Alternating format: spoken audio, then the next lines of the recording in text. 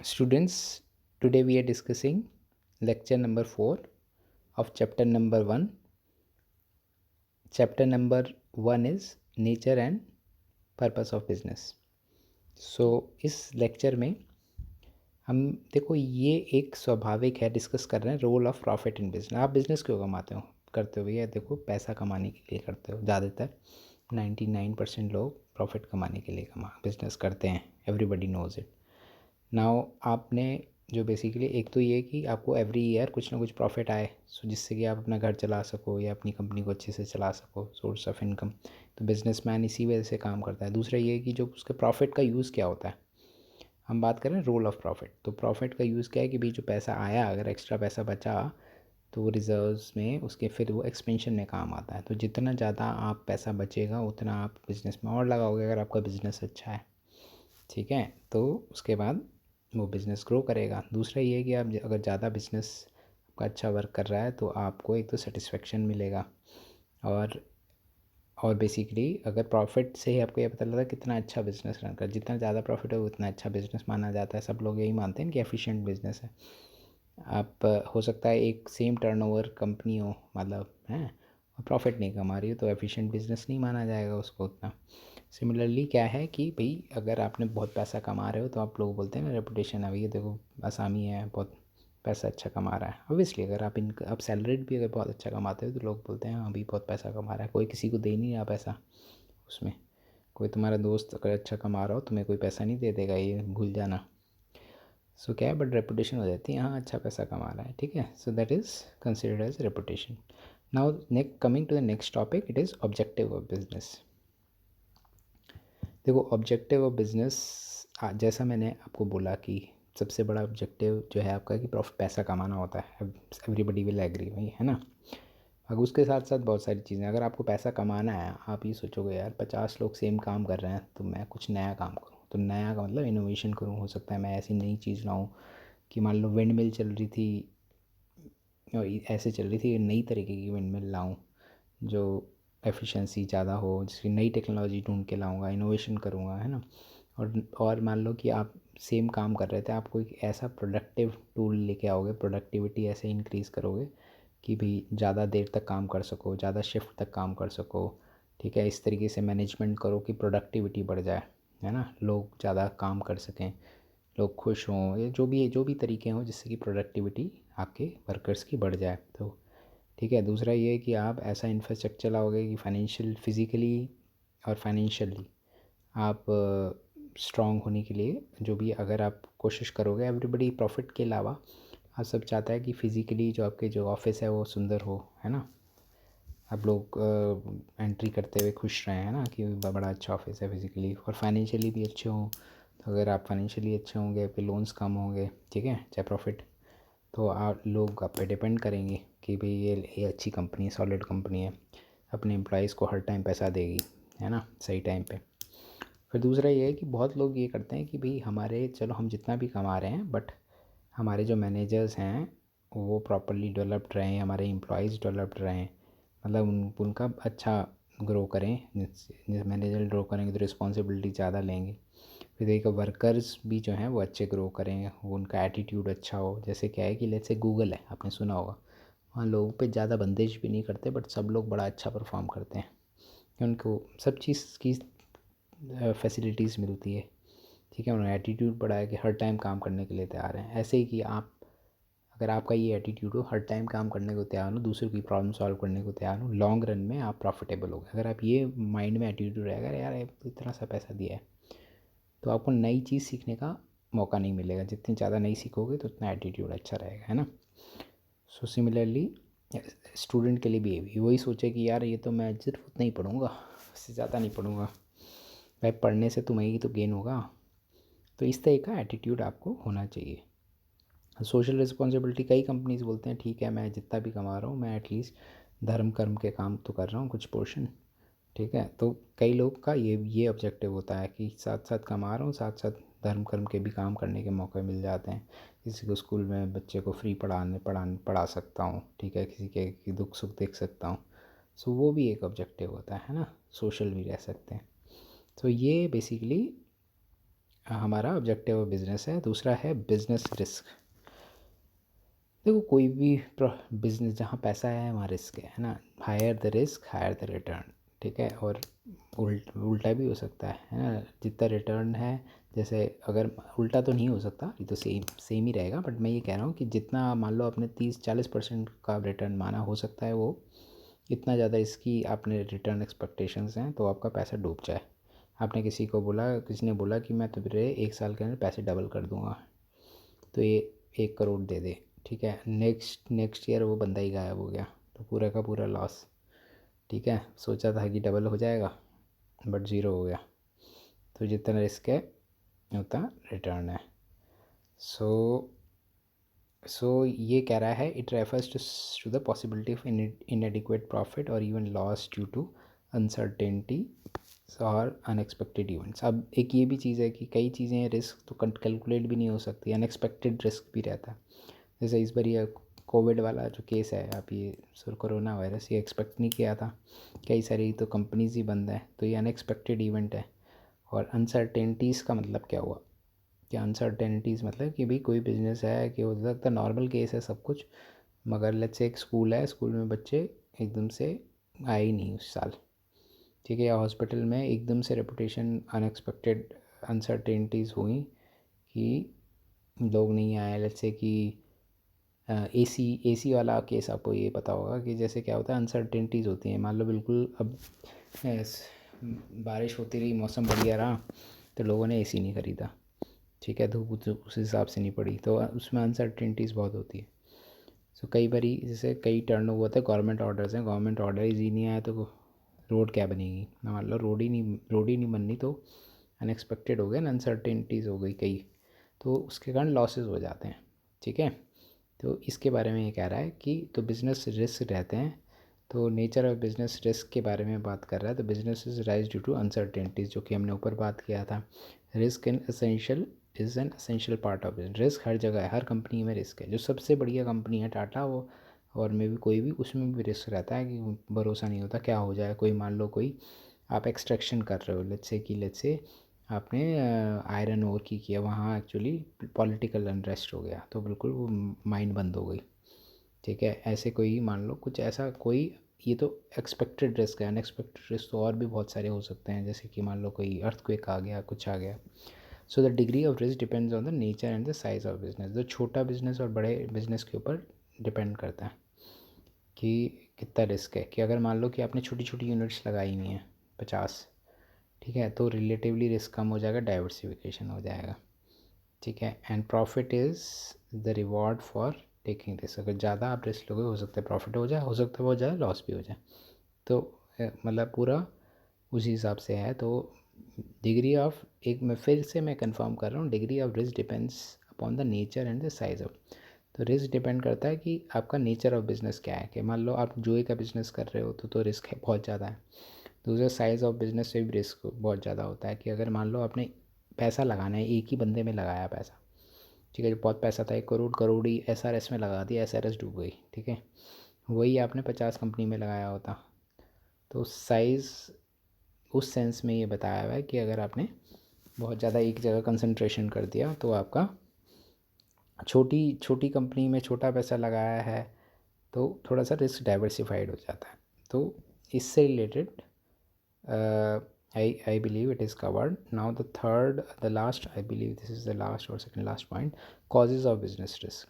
अच्छा, causes है natural causes। एक तो नेचर के कारण का कॉज है। Risk of flood, due to flood आ गया, अर्थक्वेक आ गया, लाइटनिंग आ गया, हैवी रेन्स आ गया। अब जैसे कोरोना वायरस आ गया, ये तो नेचुरल बोलोगे, it's difficult to classify, but I believe it should be a natural cause.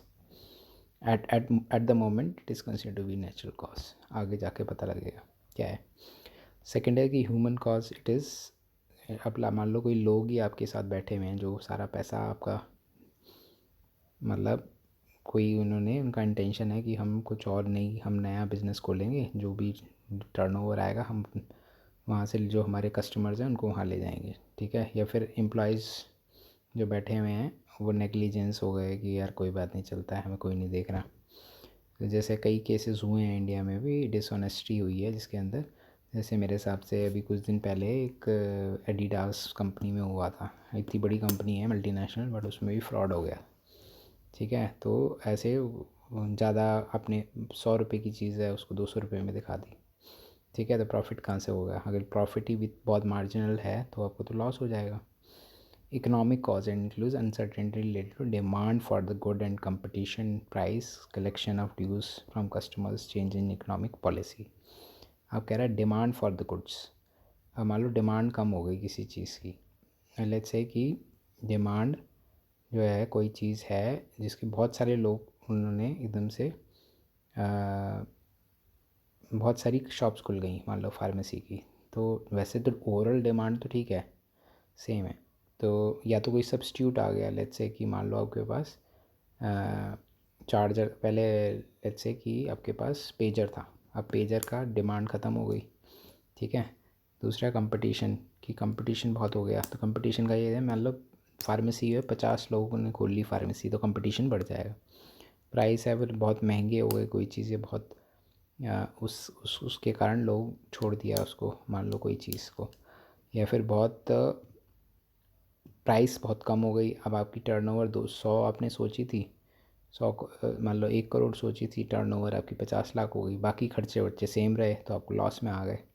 ठीक है, collection of dues from the customers. अब मान लो गवर्नमेंट के पास था, गवर्नमेंट ने पैसा जो है, जो गवर्नमेंट को आपको बिज़नेस दिया था, गवर्नमेंट ने पैसा बोला कि मैं तो 1.5 साल बाद दूंगी पैसा।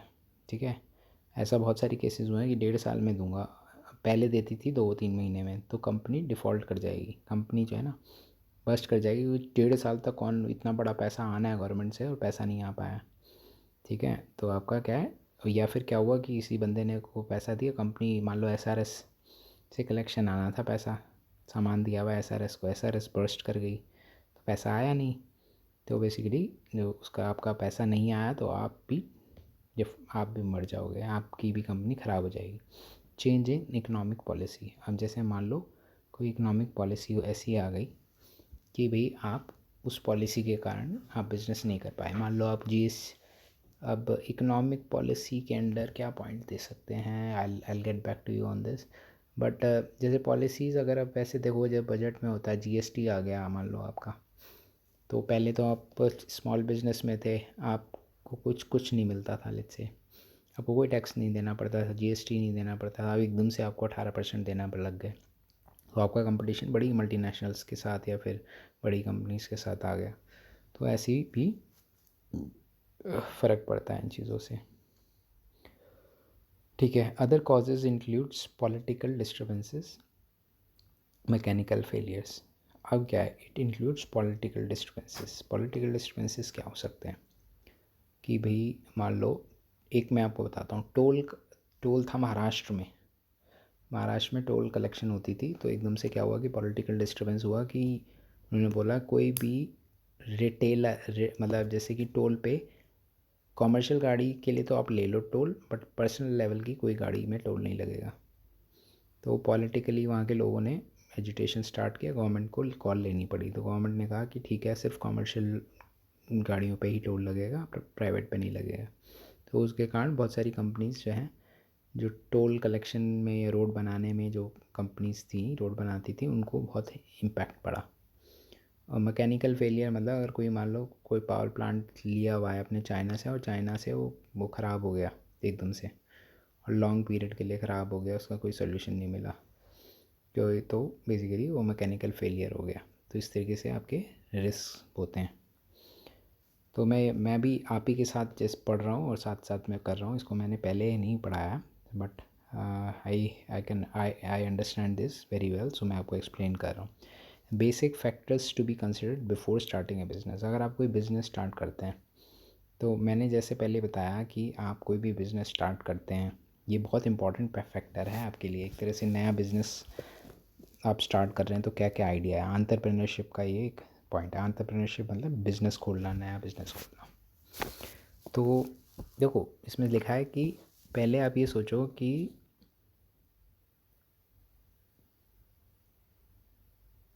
बेसिकली पहले तो आपको ये देखना है कि रिक्वायरमेंट क्या है, किसको आप किस मार्केट को आप सर्व करना चाहते हो एंड और आप क्या कर सकते हो पहले ये भी देखोगे, ठीक है।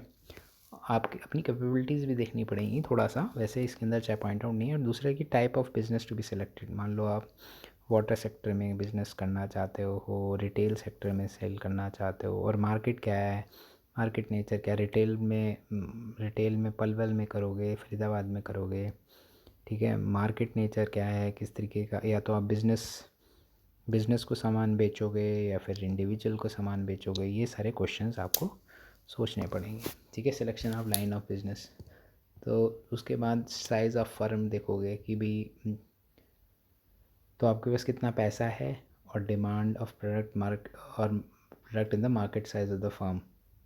तो आप स्मॉल स्केल स्टार्ट करोगे, मीडियम स्टार्ट की, तो जैसे आपके पास साइज़ ऑफ द फर्म क्या होगी, कितने करोड़ का आप पैसा लगाओगे, कितना बड़ा मार्केट है, ठीक है। स्मॉल स्केल में आप जाओगे, मीडियम लार्ज स्केल में जाओगे, ठीक है। फिर इसमें choice of form of ownership है, तो इसका क्या है कि based on amount of capital required, legal formalities to be filled in, liability of the owners, the form of ownership is to be decided.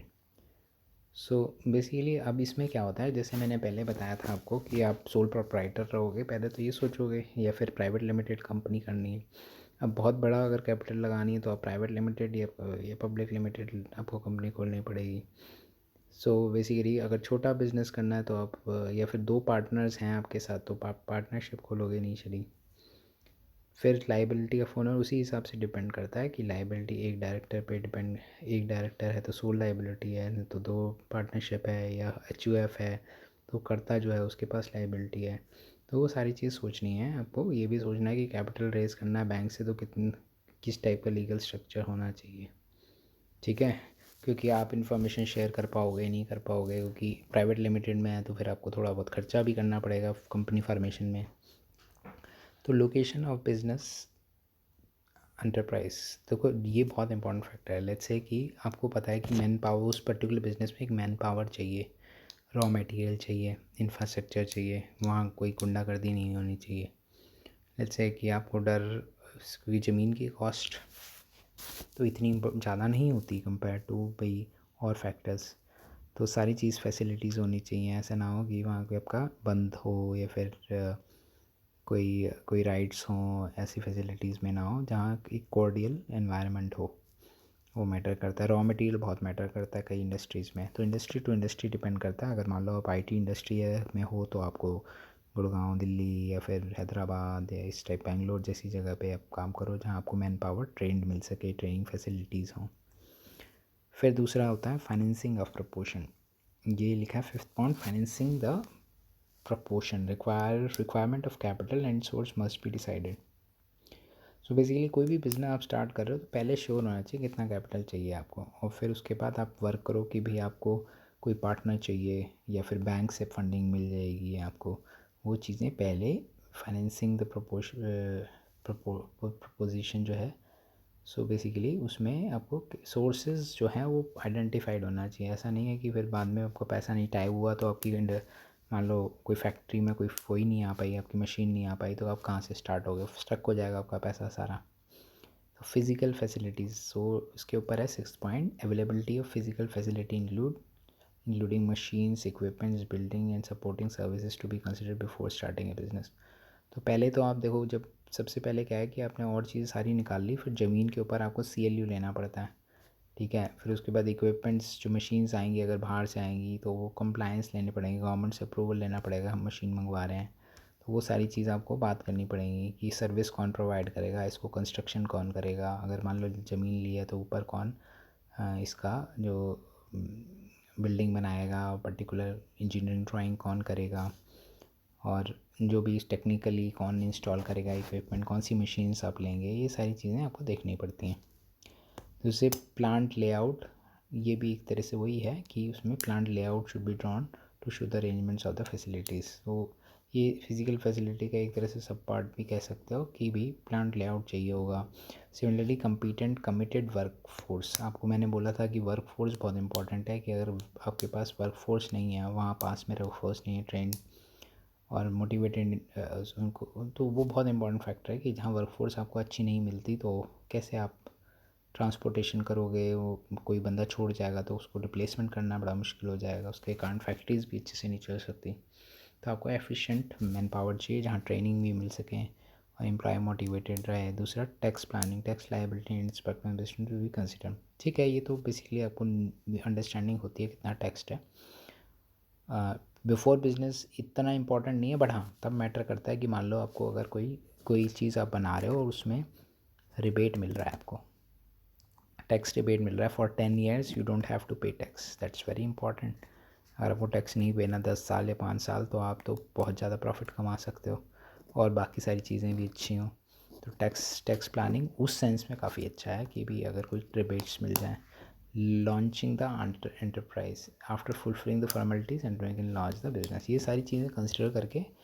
उसके अलावा एक पावर फैक्ट कि भाई पावर जो है अगर आपके पास है, पावर भी मैटर करता है, पावर कॉस्ट क्या है, कुछ पावर इंटेंसिव बिजनेस में पावर कॉस्ट भी बहुत मैटर करती है। ठीक है, तो ये सारे पॉइंट्स हैं आपके। I think this chapter is over, so I think कोई any questions you let me know, we can cover it. Already cover this chapter. अगर कोई और आपको लगता है कि पॉइंट रह गया हो इस चैप्टर में तो हम डिस्कस कर सकते हैं। बाकी आई बिलीव हमने सारा कवर कर लिया है। मैं पीछे जा रहा हूँ जो हमने ऑलरेडी कवर कर चुके हैं। ये वाला ऑलरेडी हम लोग इंडस्ट्री एंड कॉमर्स देख रहे हैं। तो बिजनेसेस में इंडस्ट्री एंड कॉमर्स का बिज़नेस क्या है, business activities, industry and commerce. ठीक है, ये भी ऑलरेडी हमने कवर कर लिया है। इसके अंदर करेक्टरिस्टिक्स ऑफ बिजनेस एक्टिविटी ये हमने ऑलरेडी पहले बात करके समझाया हुआ है ऑलरेडी। यही चीज़ें हैं, इसी का ही सम है, ऑलरेडी हमने डिस्कस भी किया हुआ है इस पॉइंट को। बट ये चीज़ जो हमने डिस्कशंस किए हैं पॉइंट, ये ऑलरेडी कवर है सारा इसके अंदर। So I don't think that we need to cover, बाकी हमने ऑलरेडी कवर किया हुआ है। Thank you.